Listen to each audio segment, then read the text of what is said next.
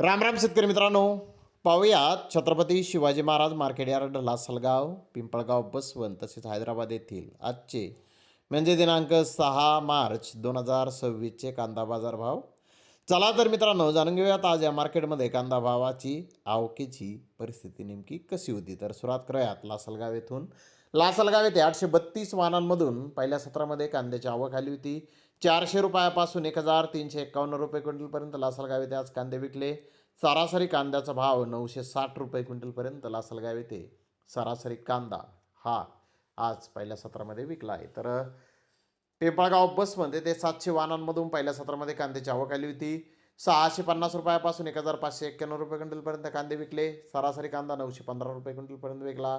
गोल्टी 300 रुपयापासून 760 रुपये क्विंटलपर्यंत विकली. सरासरी 600 रुपये क्विंटलपर्यंत पिंपळगाव बसमध्ये ते आज गोल्टीला बाजार निघाले. तर इकडे हैदराबाद येथे 60+ कांदा गाड्यांची आवक होती. निप्पाणी येथील 1-2 लॉट 1400 ते 1700 रुपये क्विंटलपर्यंत विकले. नगर सोलापूर एरियातील माल 1000 रुपयापासून 1400 रुपये क्विंटलपर्यंत विकला. बिजापूरचा लोकल माल 1000 ते 1200 रुपये क्विंटलपर्यंत विकला.